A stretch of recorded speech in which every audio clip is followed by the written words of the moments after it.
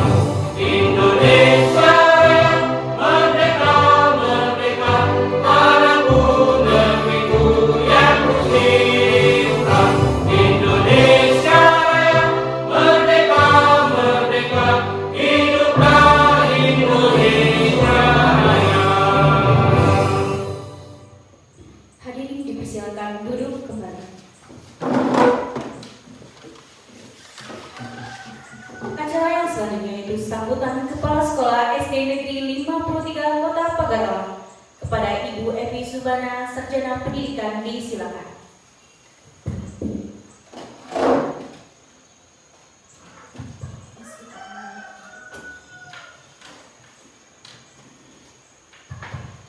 Bismillahirrahmanirrahim.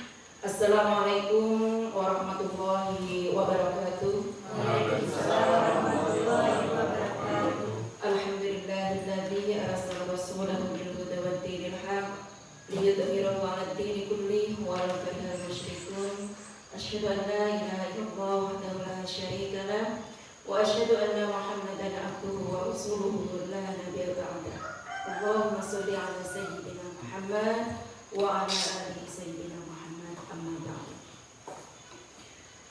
Bapak Ibu Dewan Guru yang kami hormati, terkhusus calon CGP kami yang sangat kami banggakan.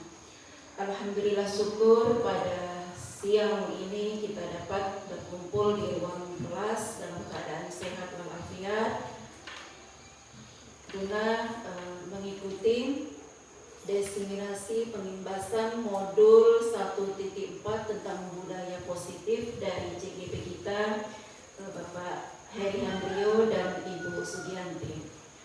Salawat dan salam marilah kita sanjungkan kehadiran Nabi besar Muhammad Sallallahu Alaihi Wasallam. Mudah-mudahan kita semua tetap istiqomah dalam melaksanakan sunnah-sunnahnya dan kelak kemudian akan menjadi salah satu umatnya yang akan mendapatkan syafaatnya di yaumil qiyamah. Amin ya rabbal alamin. Bapak Ibu yang kami hormati, yang pertama kami ucapkan terima kasih atas partisipasinya, kehadirannya, menyempatkan waktunya hadir di ruangan ini dalam rangka ikut menjadi peserta dalam rangka pengimbasan rekan CGP kita yang sampai hari ini proses pembelajaran atau kegiatan guru penggerak di SD 53 Pagarawan. Selanjutnya kami mohon maaf seandainya kegiatan ini mungkin menyita waktu Bapak Ibu guru dalam kegiatan proses belajar mengajar. Kami yakin Bapak Ibu guru akan tetap memberikan semangat dan dukungannya serta motivasinya terhadap rekan-rekan dari CGP kita yang saat ini dalam proses pembelajaran. Selanjutnya kami sangat bangga sekali dan tetap memberikan motivasi, dukungan kepada kedua calon CGP kami. Mudah-mudahan kegiatan ini akan berlancar, terselenggara dan berjalan dengan baik, dan nantinya apapun yang didapatkan oleh peserta kita dari pelajaran atau selama pendidikan di CGP ini dapat diimplementasikan di SD 53 Pagaralam dan kiranya nanti akan memberikan dampak yang baik bagi kemajuan SD kita. Selanjutnya kami berpesan, mudah-mudahan apa yang disampaikan nanti, karena ini merupakan hal baru, istilahnya kita akan mendapatkan pointing baru dalam pembelajaran, khususnya dalam penerapan budaya positif di lingkungan sekolah di SD 53 Pagaralam. Mudah-mudahan dalam proses penerapan daripada implementasinya yang hari ini akan diseminasikan atau diimbaskan atau diinformasikan kepada kita, kiranya nanti kita akan dapat menerapkan kepada peserta didik kita di dalam kelas maupun di lingkungan sekolah. Kiranya hanya itu yang dapat kami sampaikan. Semangat untuk calon CGP kita, dan mudah-mudahan nanti kedepannya akan diikuti oleh peserta-peserta dari Bapak Ibu guru yang lainnya. Terima kasih. Kami akhiri, wabillahi taufiq wal hidayah. Wassalamualaikum warahmatullahi wabarakatuh.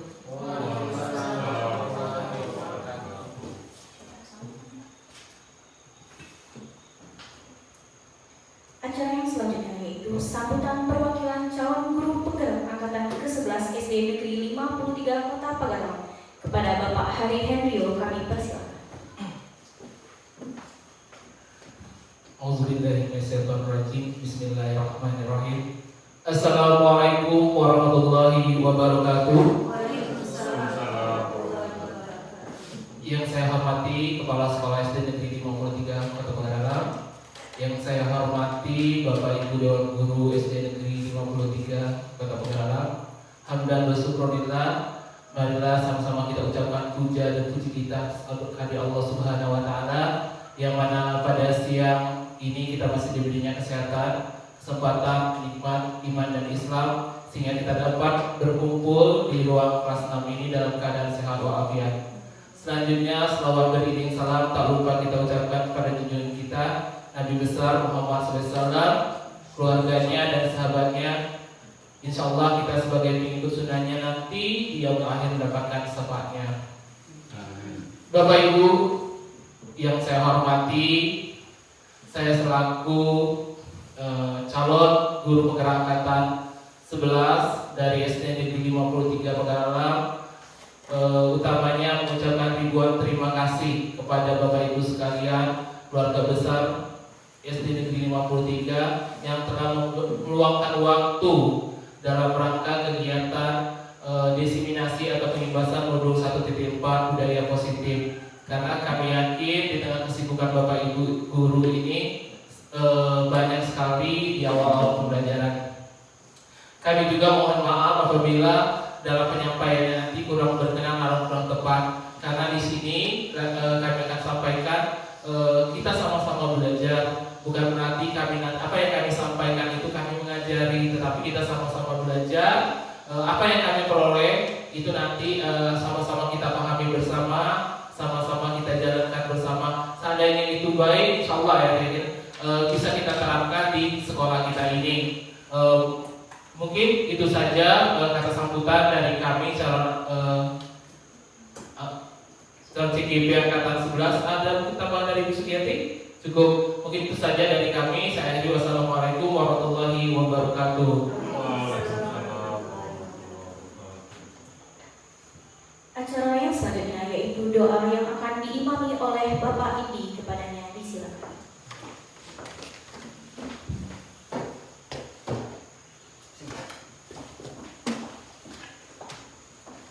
Bismillahirrahmanirrahim. Assalamualaikum warahmatullahi wabarakatuh. Waalaikumsalam warahmatullahi wabarakatuh. Baik, Bapak Ibu sekalian, mari kita berdoa kepada Allah Subhanahu wa taala. Semoga kegiatan kita pada hari ini diberkahi dan dirahmati oleh-Nya. Amin ya rabbal alamin. Ilahirrahmanirrahim. Muhammadin sallallahu alaihi wasallam. Al-Fatihah. Auzubillahi minasyaitonir rajim. Bismillahirrahmanirrahim. Alhamdulillahirabbil alamin. Arrahmanir rahim. Maliki yaumiddin. Iyyaka na'budu wa iyyaka nasta'in. Ihdinas siratal mustaqim. Siratal ladzina an'amta 'alaihim ghairil maghdubi 'alaihim waladdallin. Wa sallallahu ta'ala sayyidina Rasulillahi ajmain. Alhamdulillahi rabbil alamin. Bismillahirrahmanirrahim. Alhamdulillahi rabbil alamin. Hamdan syakirin, hamdan na'imin, hamdan yu'afi ni'amahu wa yukafi mazidah. Ya Rabbana lakal hamdu kama yanbaghi li jalali wajhika karim wa azimi sultanik. Allahumma sholli ala Muhammad wa ala ali Muhammad. Allahumma inna nas'aluka salamatan fid din wa abadan fil jasad wa zadal fil ilmi wa barakatan fil rizqi wa tawbatan qabla maut wa rahmatan indal maut wa karatan ba'dal maut.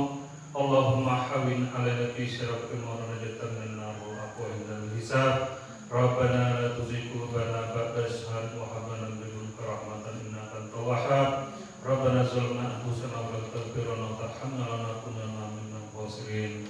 Allahumma inni as'aluka ilman nafi'an wa rizqan thayyiban wa amalan mutaqabbalan. Rabbana atina fid dunya hasanah wa fil akhirati hasanah wa qina adzabannar. Subhanaka rabbika rabbil izzati amma yasifun wa salamun alal mursalin walhamdulillahi rabbil alamin. Assalamualaikum warahmatullahi wabarakatuh.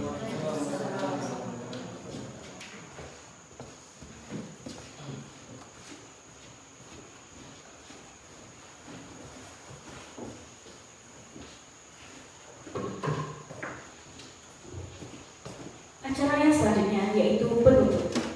Marilah kita tutup acara ini dengan sama-sama melafalkan lafal hamdalah. Alhamdulillahirabbil alamin. Sekian dari saya. Wassalamualaikum warahmatullahi wabarakatuh. Selanjutnya kita akan melaksanakan istirahat atau coffee break. Kepada rekan-rekan sekalian diberikan waktu 15 menit untuk istirahat.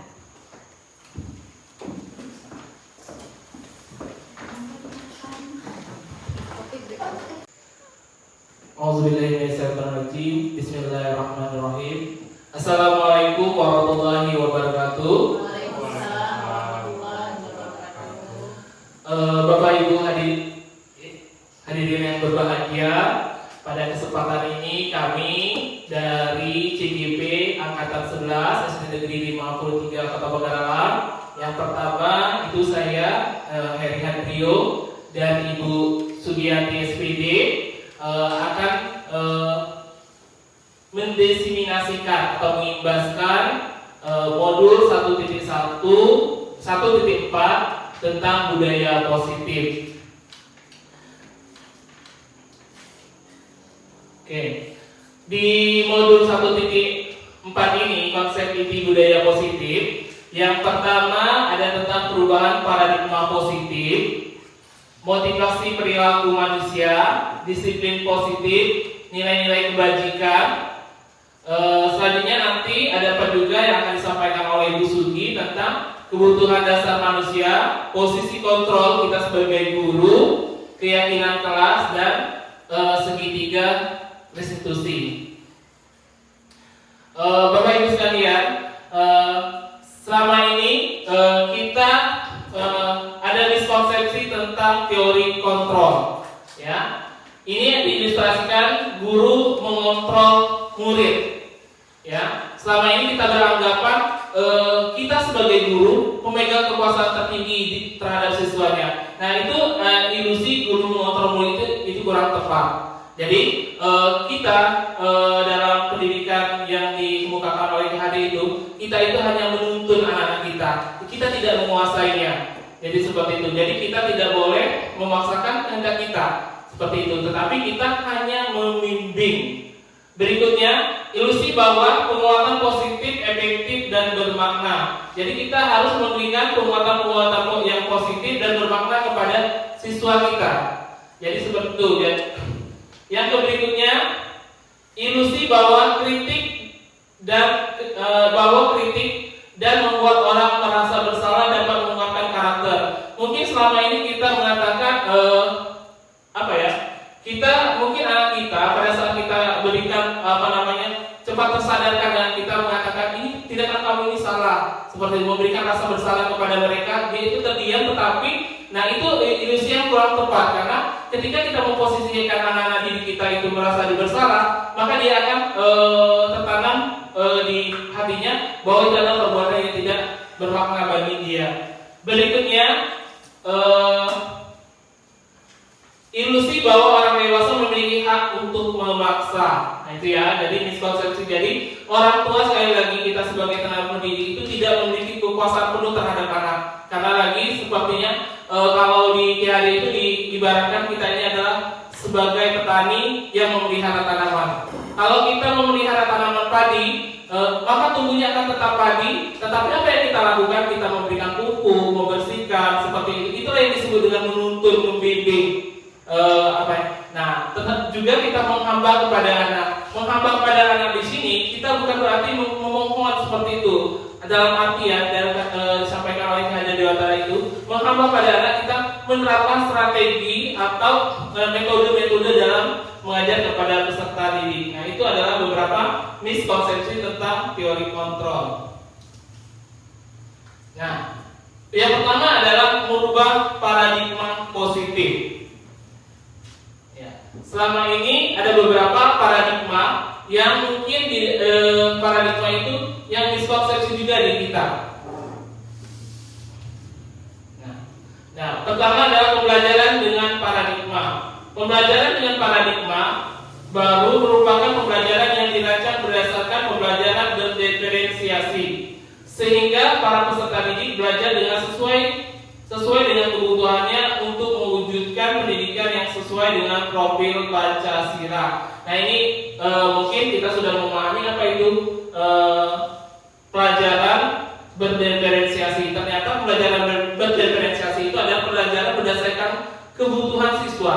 Kita membagi, mungkin kita paham dengan beberapa siswa, mungkin tipologi belajar siswa itu berbeda-beda, sehingga kita mungkin menerapkan beberapa pembelajaran yang disesuaikan dengan tingkat siswa tersebut. Nah itu sebelum kita menerapkan pembelajaran berdiferensiasi, kita di awal pembelajaran mungkin melakukan asesmen diagnostik tadi. Berikutnya, ini adalah beberapa perubahan paradigma stimulus dari respon ke pendekatan teori kontrol. Yang pertama disebutkan realitas kebutuhan kita sama.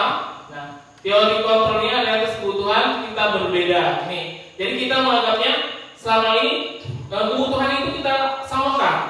Ternyata kebutuhan setiap orang itu realitanya adalah berbeda. Semua orang melihat hal yang sama. Nah itu. Berikutnya, setiap orang memiliki gambaran yang berbeda. Berikutnya, kita mencoba mengubah agar orang dapat berpandangan sama dengan kita. Itu tadi. Jadi kita beranggapan ini harus sama dengan kita. Ternyata tidak. Kita berusaha memahami pandangan orang lain tentang dunia. Ini ya stimulus responnya. Berikutnya adalah perilaku buruk dilihat sebagai suatu kesalahan. Itu ya. Jadi perilaku buruk kalau selama ini mungkin kita melihat ini salah tidak salah, hanya sebatas itu. Tapi kita harus lihat semua perilaku itu memiliki tujuan. Nah, ini nanti akan dijelaskan juga dari perilaku kebutuhan siswa tersebut. Berikutnya, orang lain bisa mengontrol saya. Nah, berikutnya hanya Anda yang bisa mengontrol diri sendiri. Berikutnya, saya bisa mengontrol orang lain.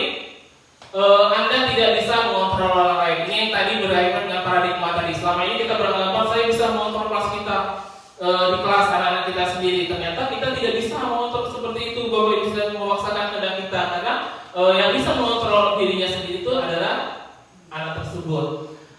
Berikutnya pemaksaan ada pada rujukan yang gagal. Harusnya kolaborasi dan konsensus yang menciptakan pilihan-pilihan baru. Berikutnya, berpikir menang atau kalah, tetapi berpikir menang. Ini perubahan paradigma stimulus respon ke pendekatan teori kontrol. Nah, ini motivasi perilaku manusia. Mungkin kita sudah manusia ini kan memiliki motivasi. Motivasi itu setiap diri manusia ada dua, motivasi intrinsik dan motivasi ekstrinsik. Ya, kalau motivasi itu apa sih? Motivasi adalah dorongan atau alasan yang membuat seseorang melakukan sesuatu untuk mencapai tujuan. Ada alasan tersendiri. Tetapi kadang-kadang motivasi untuk melakukan sesuatu itu biasanya ada yang didasarkan dari diri kita sendiri. Artinya keinginan timbul dari kita, ada yang timbul dari luar. Mungkin dia bisa mencontoh, misalkan anak kita, dia melihat ada teman-temannya yang juara 1 karena rajin belajar, dia mencontoh. Nah, itu artinya ada motivasi ekstrinsik. Nah, di sini motivasi ekstrinsiknya. Di sini kita harus membangkitkan motivasi yang tertanam di diri. Kenapa belajar itu harus? Bukan hanya sekedar mengejar juara 1 tadi. Jadi itu Bapak Ibu sekalian tentang motivasi perilaku manusia. Nah, ini dia motivasi perilaku manusia. Pertama, untuk menghindari ketidaknyamanan. Jadi motivasi itu, kalau misalkan ada rasa untuk menghindari ketidaknyamanan. Jadi kalau ada anak, misalkan motivasinya, saya mau piket seperti itu. Kenapa dia piket? Karena dia tidak mau dihukum. Nah, seperti itu. Hanya untuk menghindari ketidaknyamanan. Belum tertanam budaya bersih seperti itu. Saya untuk kesadaran tersendiri. Jadi itu masih tergolong motivasi ekstrinsik. Berikutnya, untuk mendapatkan imbalan atau penghargaan. Seperti yang saya contohkan, misalkan anak-anak, kalau ada yang misalkan selesai melaksanakan tugas, diberi upah, misalkan seperti itu. Atau misalkan diberi sesuatu hal yang menarik bagi mereka, misalkan dikasih bintang lah. Nah, itu adalah mendapatkan imbalan atau penghargaan orang lain, atau hanya sekedar mendapatkan puji, wah hebat ya kamu bisa menyelesaikan seperti itu. Nah, berikutnya, untuk menjadi orang yang mereka inginkan dan menghargai diri sendiri dengan nilai-nilai yang mereka percaya. Nah, ini yang ditujukan dengan motivasi perilaku yang ini yang paling bagus. Kenapa? Untuk menjadi orang yang mereka inginkan dan menghargai diri sendiri dengan nilai-nilai yang mereka percaya. Oh, ternyata misalkan timbul di anak itu tersebut, di anak tersebut, bahwa motivasi yang diinginkan karena ada nilai-nilai yang mereka percayai. Misalkan nilai-nilai apa yang mereka percayai? Misalkan nilai kebersihan, nilai saling menghargai. Ya, itu adalah nilai-nilai yang ditimbulkan oleh dirinya sendiri. Karena dia menghargai menghargai dirinya sendiri tersebut. Berikutnya adalah disiplin positif. Nah, Bapak Ibu sekalian, mungkin kalau kita mendengar kata disiplin, ya kira-kira apa yang terbesit di pikiran kita ketika kita mendengarkan kata disiplin? Ada yang mungkin yang bisa menyampaikan kalau misalkan disiplin itu yang dari kata-kata ibu tahu apa sih? Ada yang bisa mempersilakan? Mungkin Ibu Susi, kira-kira kalau kata-kata disiplin itu apa? Ya, yang tahunya disiplin itu apa sih? Disiplin itu Pak, misal anak itu, misalkan kita ada tata tertib sekolah. Ya. Nah, Pak, misal yang satu harus datang tepat waktu. Ya. Misal sudah itu yang piket datangnya lebih awal. Ya. Di situ Pak mencerminkan disiplin siswa itu, apakah dia mentaati tata tertib sekolah tadi. Oke, kalau bisa kita simpulkan disiplin di situ bisa kita lihat mentaati tata tertib. Ada lagi yang lain mungkin? Disiplin positif itu motivasinya yang berasal dari dalam siswa, bukan karena hukuman atau hadiah. Oke.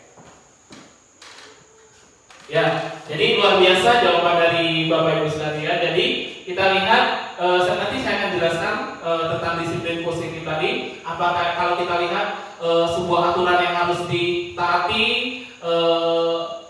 Nah, kita lihat dulu. Nah, ini disiplin positif. Disiplin itu berasal dari kata disiplina yang artinya belajar. Ya. Disiplin mengacu pada disiplin diri yang memiliki tanggung jawab terhadap apa yang dilakukan berdasarkan nilai-nilai yang diyakini. Disiplin positif merupakan salah satu cara penerapan disiplin yang bertujuan untuk menumbuhkan kesadaran serta memperdayakan peserta didik tanpa imbalan, penghargaan atau reward, ancaman dan hukuman. Sebagai pendidik, tujuan kita adalah menciptakan peserta didik yang memiliki disiplin diri sehingga mereka berperilaku mengacu kepada nilai-nilai kebajikan universal dan memiliki motivasi intrinsik dalam perubahan perilaku ke arah yang lebih baik.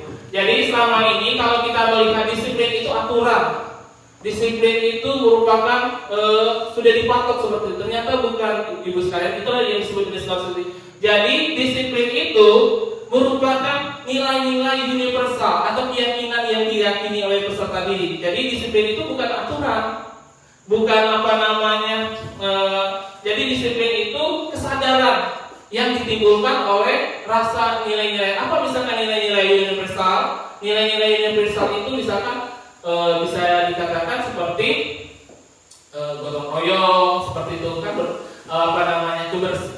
kebersihan itu tadi, karena dia tahu kebersihan ini sangat penting, maka dia melakukan yang namanya piket tadi. Tapi bukan berdasarkan misalkan disiplin karena sudah ada jadwal piketnya seperti itu, karena sudah dituntut. Jadi menimbulkan nilai-nilai disiplin positif seperti itu. Itu yang disebut menciptakan peserta didik memiliki disiplin diri sehingga mereka berperilaku mengacu pada nilai-nilai kebajikan. Nilai-nilai kebajikan itu bukan hanya di sini saja, tapi secara universal, artinya menyeluruh, ya, lintas agama, lintas suku, dan juga lintas kepercayaan seperti itu. Nah, ini dia beberapa nilai-nilai kebajikan. Nah, nilai-nilai kebajikan itu adalah nilai-nilai yang kita pahami sebagai nilai luhur, ya, nilai-nilai yang diyakini. Jadi kalau kita melaksanakan nilai kebajikan berdasarkan nilai luhur, apa saja nilai-nilai kebajikan tersebut? Nah, nilai-nilai kebajikan yaitu nilai yang disepakati bersama, lepas dari suku, bangsa, agama maupun latar belakangnya. Jadi itu terlepas, tapi diyakini oleh keseluruhan. Nah, contoh nilai-nilai kebajikan institusi organisasi. Nah, ini berikutnya ada profil Pancasila. Kan ada profil Pancasila, itu adalah merupakan nilai-nilai kebajikan. Nah, beriman kepada Tuhan Yang Maha Esa, berakhlak mulia, berkebinekaan global, gotong royong, mandiri, bernalar, kritis dan kreatif. Tuh. Menurut juga ada nilai-nilai kebajikan menurut Ibu Primary Years Program FYP, toleransi, rasa hormat, menghargai, antusias, empati, keingintahuan, kreativitas, kerjasama, percaya diri, dan komitmen. Itu nilai-nilai kebajikan menurut FYP. Berikutnya ada juga 9 pilar karakter Indonesian Heritage Foundation (IHF). Jadi cinta Tuhan dan segenap ciptaannya, kemandirian dan tanggung jawab, kejujuran, amanah, diplomatis, hormat, santun, dermawan, suka menolong, gotong royong, percaya diri, kreatif, kerja keras, pemimpinan, keadilan, baik dan rendah hati, toleransi dan keadilan. Nah, ini adalah beberapa nilai-nilai kebajikan itu berdasarkan profil Pancasila, berdasarkan FYP, berdasarkan IHF. Nah, itu adalah nilai-nilai kebajikan yang melandasi kita melaksanakan disiplin positif tadi, bukan berdasarkan aturan yang ada, tetapi berdasarkan keyakinan-keyakinan yang universal tadi. Nah, jadi itu beberapa materi yang saya sampaikan. Selanjutnya untuk materi tentang nilai 5 kebutuhan dasar manusia ini akan disampaikan oleh Ibu Sugianti. Ibu Sugianti, silakan.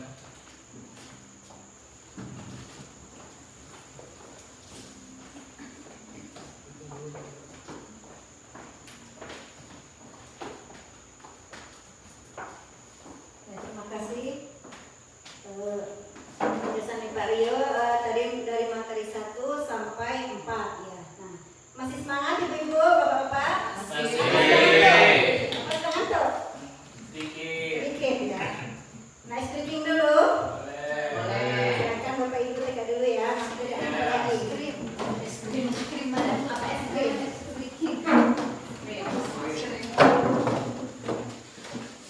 Stretchingnya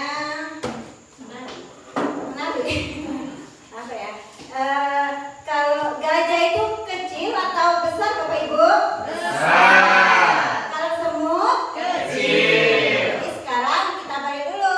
Kalau gajah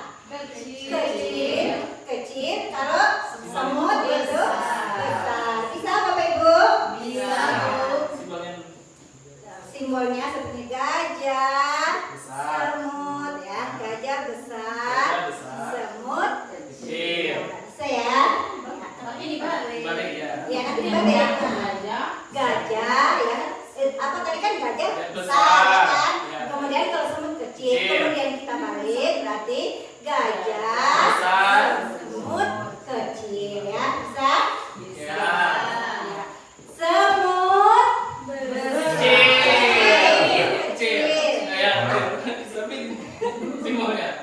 semut gajah semut gajah semut semut gajah semut terima kasih. Udah konsentrasi. Nah, saya lanjutkan Bu ya, Bapak Ibu.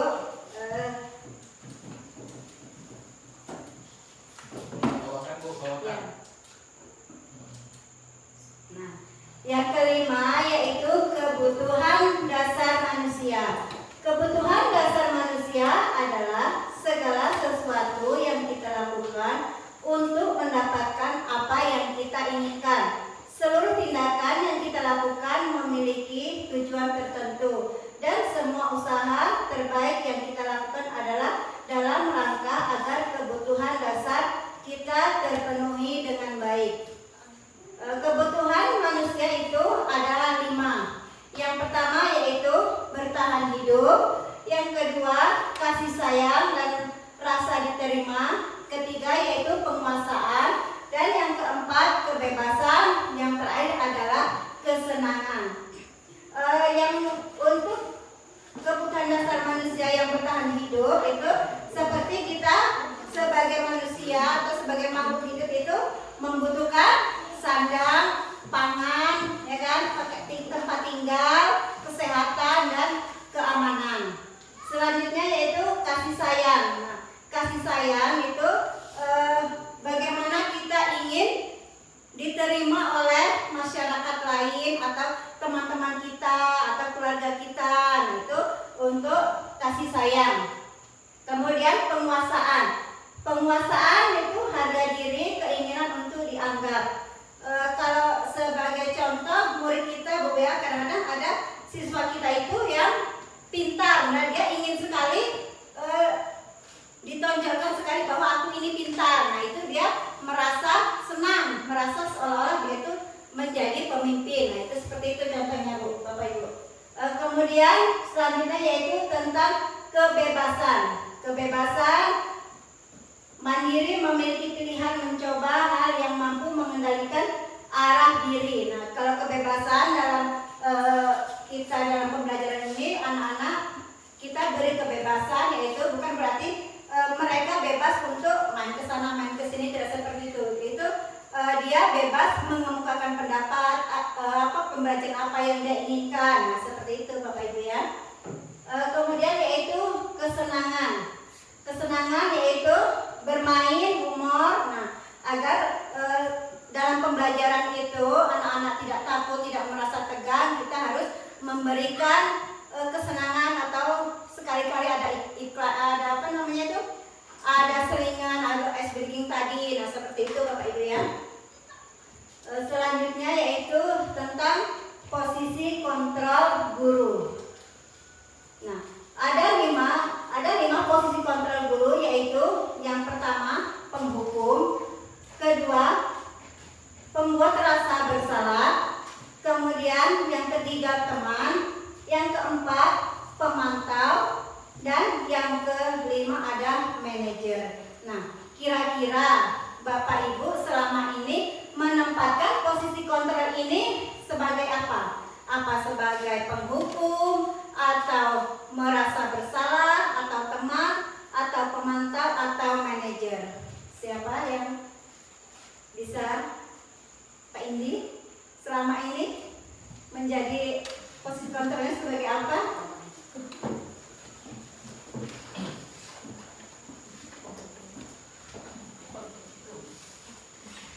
Ya baiklah. Posisi kontrol menurut saya diposisikan sebagai pemantau. Jadi kita bisa mengontrol atau memantau anak didik kita itu apa ya, kesalahan atau yang lain sebagainya. Demikian. Terima kasih Bapak Ibu, luar biasa sekali.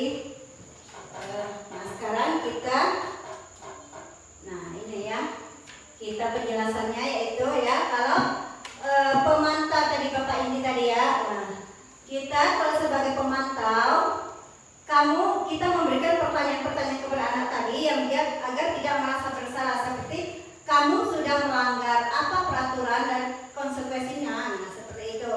Kemudian kalau penghukum ini kalau zaman sekarang sudah tidak ada lagi Bapak Ibu ya, tidak boleh lagi ya. Jadi kita hanya memberikan pengarahan seperti kepada anak-anak kita supaya bisa berubah. Kemudian sebagai teman, nah terkadang kalau kita sebagai teman ini takutnya Bapak Ibu ya, anak itu hanya takut kepada satu guru saja, yang lainnya dia tidak takut karena dia merasa dengan ibu yang satu ini merasa nyaman seperti itu, dia mau dikasih tahu hanya dengan ibu satu itu saja. Nah itu kalau sebagai teman. Kemudian pembuat rasa bersalah. Kalau pembuat rasa bersalah, kita memberikan pertanyaan kepada anak-anak, berapa kali Bu Guru harus memberitahu kamu. Nah itu pertanyaannya itu sangat halus tetapi sangat menggigit atau menusuk. Nah seperti itu dia agar anak tersebut merasa bersalah, kita kasih pertanyaan seperti itu.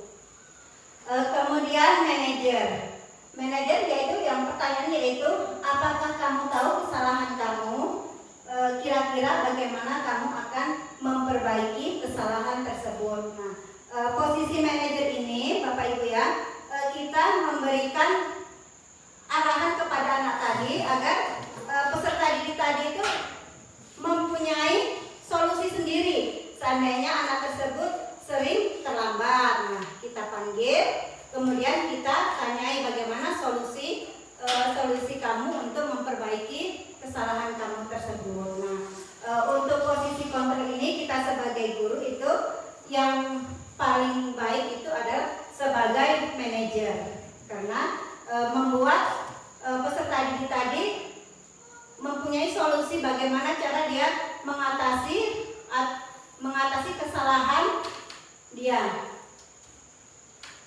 Yang ketujuh yaitu materi ketujuh yaitu keyakinan kelas.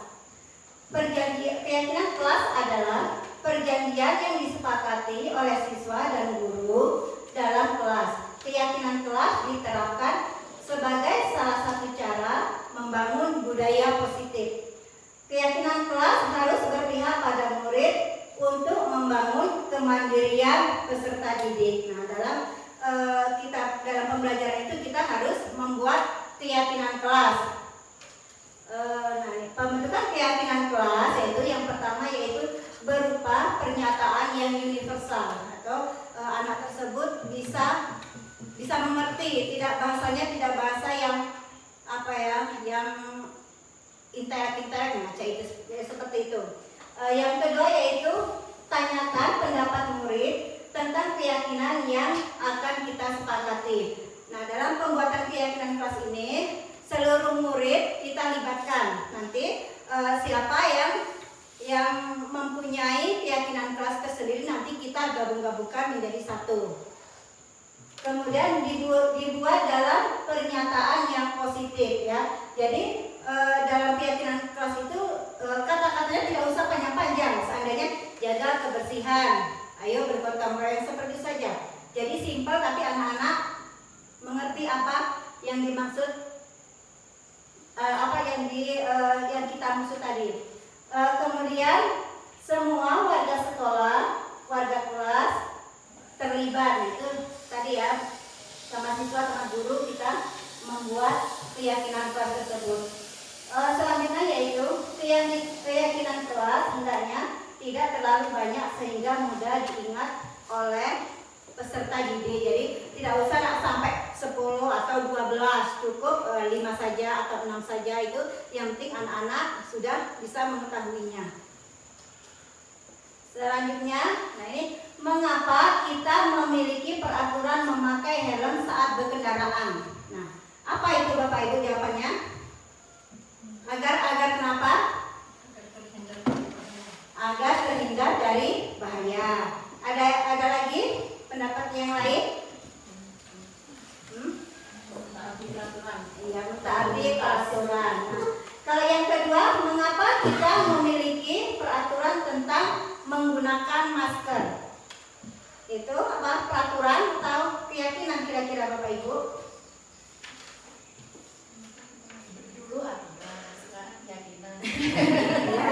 Iya, betul sekali. Kalau dulu mengapa kita memiliki peraturan memakai helm? Kalau zaman dulu kita ini takut ditilang Pak polisi Bapak Ibu ya. Tapi setelah kita memiliki keyakinan, oh iya nanti saya tidak memakai helm. Nanti kalau sewaktu ada apa-apa untuk menjaga keselamatan kepala kita, nah itu sudah menjadi keyakinan diri kita, bukan lagi takut karena ada Pak polisi tadi.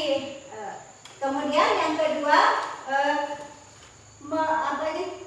menggunakan masker. Nah, menggunakan masker itu untuk kesehatan kita. Kalau pas zaman Covid, memang kalau kalau tidak memakai masker ada teguran Bapak Ibu ya. Nah itu. Tapi kalau yang ada tumbuh dari diri kita sendiri menjadi keyakinan kita. Selanjutnya yaitu segitiga restitusi. Segitiga restitusi yaitu suatu proses dialog yang dijalankan oleh guru agar dapat menghasilkan murid mandiri dan bertanggung jawab.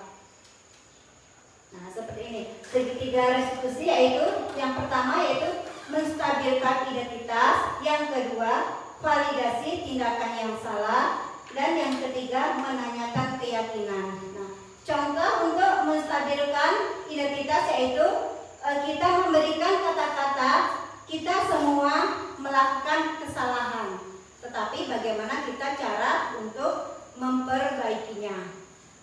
Kemudian yang kedua yaitu validasi tindakan yang salah. Semua perilaku yang memiliki alasan, semua yang apa yang kita lakukan itu kita mempunyai alasan tertentu Bapak Ibu ya. Kemudian yaitu yang ketiga menanyakan keyakinan. Kata-katanya yaitu kita semua memiliki motivasi internal seperti yang dikatakan Bapak Ibu tadi ya, kita harus memiliki keyakinan dari dalam diri. Nah ini contoh restitusi. Suaranya Mbak.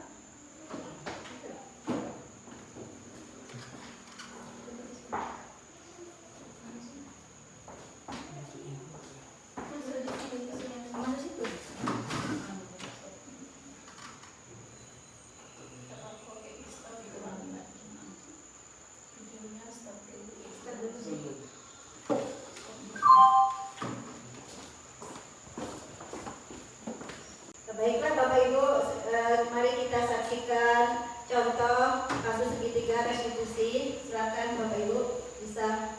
Assalamualaikum.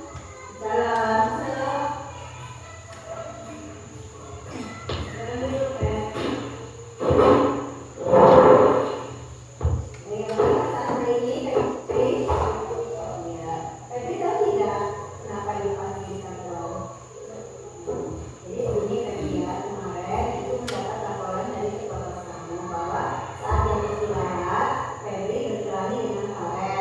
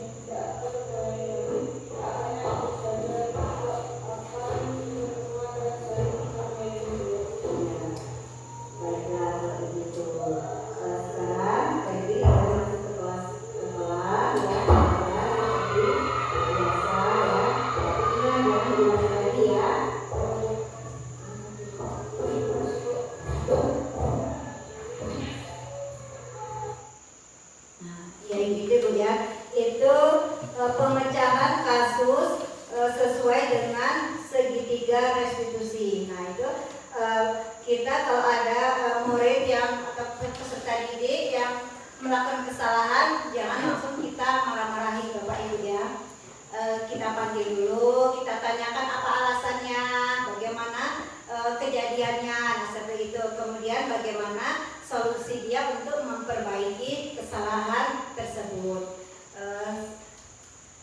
Nah, hanya itu dulu yang dapat saya sampaikan. Mungkin ada dari Bapak Ibu yang ingin bertanya, kami persilahkan. Silakan Bapak Ibu. Silakan Bu Zelfa.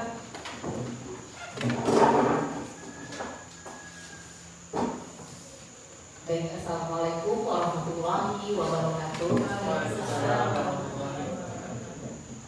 Setelah kita mendengar semua tentang penjelasan keyakinan kelas dari Ibu Sugianti tadi, di sini saya selaku guru kelas 1 Bu ya, ingin menanyakan bagaimana cara kita membuat keyakinan kelas untuk anak kelas 1 khususnya yang belum bisa membaca Bu.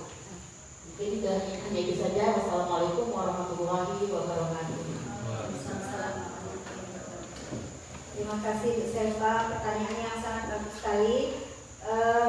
Untuk membuat keyakinan kelas, memang untuk kelas 1, kelas 2, kadang kelas 2 juga masih ada yang belum bisa membaca, Ibu Selva ya. Untuk strateginya atau triknya, kalau saya itu menggunakan poster atau gambar-gambar. Seandainya ada gambar satu, yang pertama ada membuang sampah sembarangan, kemudian yang kedua membuang sampah pada tempatnya. Nanti peserta didik tadi bisa memilih, oh Bu, yang ini gambarnya yang harus kita yakin yang ini, yang membuang sampah pada tempatnya. Nanti dia kita sisihkan dulu, kemudian setelah itu kita menjadikan satu tadi, kan ada beberapa poster tadi Bapak Ibu ya, ada yang membuang sampah sembarangan, kemudian ada yang berkelahi atau berkelahi dengan temannya, dan poster yang satunya itu berjabat tangan. Nah, itu mana yang akan menjadi keyakinan kelas untuk kalian, yang mana? Nah, satu kita memberikan pengarahan seperti itu dengan memberikan poster. Nah, kan dia bisa membedakan gambar yang ini bagus dan gambar yang ini tingkah lakunya kurang bagus, seperti itu. Bagaimana bisa Pak? Mungkin ada lagi Bapak Ibu yang ingin ditanyakan?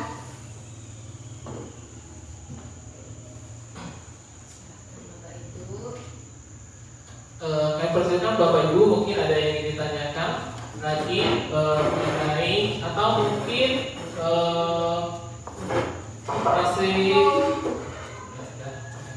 masih belum paham. Mungkin dari di sini kan tadi ada penjelasan posisi kontrol guru tentang penetapan pelaksanaan segitiga restitusi. Nah, kalau ada yang ingin ditanyakan, kami persilakan.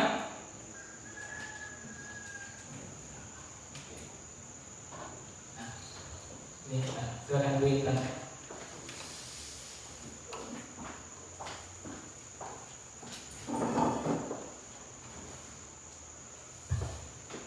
Assalamualaikum warahmatullahi wabarakatuh.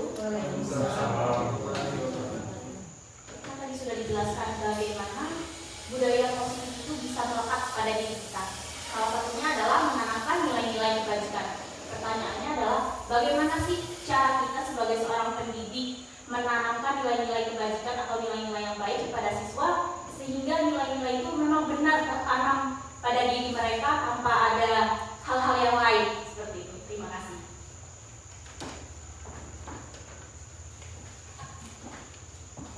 Oke, di sini kita bagaimana kita menanamkan nilai-nilai kebajikan, terutamanya kepada siswa. Nah, kita kembalikan lagi mungkin kalau bisa langsung ke untuk nilai-nilai kebajikan yang bersifat universal, salah satunya mungkin ada 6 profil pelajar Pancasila yang akan kita terapkan itu mungkin anak-anak belum mengerti. Kita lakukan saja contohnya seperti yang dijelaskan oleh Ibu Sugianti tadi tentang keyakinan kelas. Keyakinan kelas itu adalah bersumber dari peraturan kelas. Mungkin kalau kelas ini kita anak-anak sekalian, apa sih kelas kita ini pengennya bagaimana. Seperti itu. Kita tunjukkan peraturan-peraturan itu kita ambil. Nah, setelah kita ambil, kita bentukkan menjadi keyakinan. Nah, keyakinan itu bersumber dari mereka. Nah, untuk penerapannya, mereka harus paham dulu bagaimana cara menerapkan keyakinan tadi berdasarkan peraturan-peraturan yang mereka yakini seperti itu. Karena kita tahu mungkin keyakinan kelas itu mungkin mereka masih bingung. Mungkin selama ini kami juga mungkin masih bingung antara apa sih bedanya peraturan kelas, kesepakatan kelas itu yang kita bikinkan selama ini dengan keyakinan kelas. Ternyata setelah dipahami bahwa keyakinan kelas itu adalah bersifat universal yang diakomodir dari peraturan-peraturan yang ditimbulkan oleh siswa dengan guru dibantu menjadi kalimat-kalimat yang positif. Misalkan kata ibu tadi tentang kebersihan tadi, misalkan kalau kita lihat untuk piket misalkan setiap hari datang tepat waktu, misalkan tidak boleh terlambat. Kita lihat mungkin katanya adalah disiplin seperti itu. Itu adalah yang harus kita bikin. Berikutnya yang tidak kalah penting adalah teladan bagi kita, karena anak itu kita tahu bahwa anak itu mencontoh, karena ada peribahasa yang mengatakan 1000 nasihat itu kalah dengan 1 teladan. Jadi kalau apabila kita ingin menerapkan disiplin positif untuk keyakinan positif tadi, kita dengan menerapkan keteladanan yang dari diri kita. Apabila keteladanan itu sudah dilihat dari anak didik kita, maka dia akan mencontoh seperti itu Ibu Intan. Mungkin ada tambahan dari Ibu Sugi? Cukup? Oke, sama saja. Ada lagi? Bapak Ibu dan mungkin masih ada yang belum paham atau mungkin kami persilakan.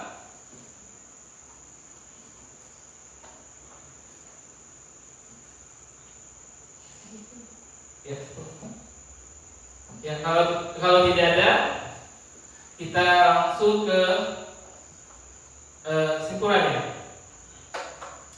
Jadi kesimpulan hari ini Bapak Ibu sekalian dapat dari beberapa konsep inti budaya positif, mulai dari paradigma, motivasi perilaku manusia, disiplin, nilai-nilai kebajikan, kebutuhan dasar manusia, posisi kontrol, keyakinan kelas, dan segitiga restitusi itu memberikan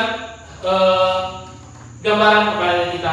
Misalkan bagaimana kita menerapkan di sekolah.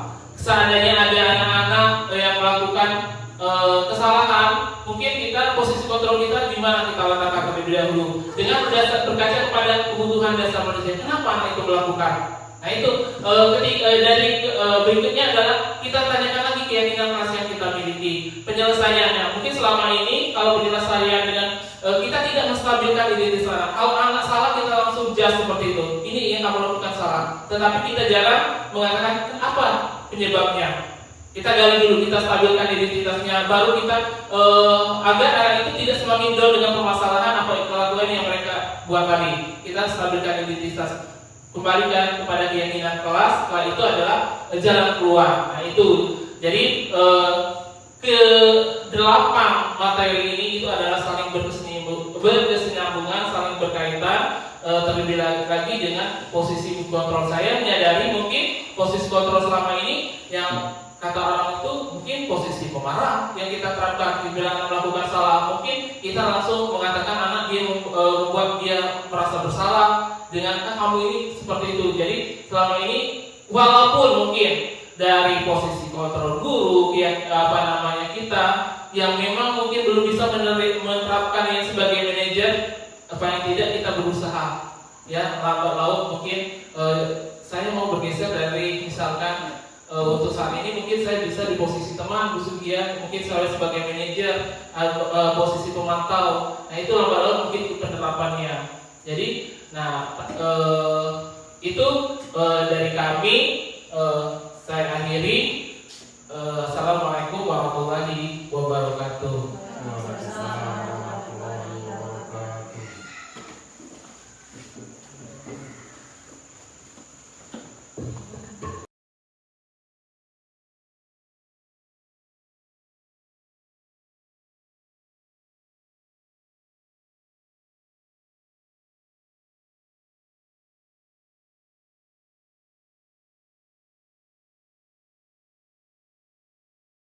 Warahmatullahi wabarakatuh. Nama saya Susiana. Saya guru dari SD 53 Pagaralam. Berdasarkan pemaparan aksi nyata dari CGP kita, Bapak Heri Handrio dan Ibu Sugianti, saya mendapatkan pembelajaran bagaimana menerapkan segitiga restitusi dalam memecahkan permasalahan yang terjadi di kelas. Demikian, terima kasih. Wassalamualaikum warahmatullahi wabarakatuh. Baik, Assalamualaikum warahmatullahi wabarakatuh.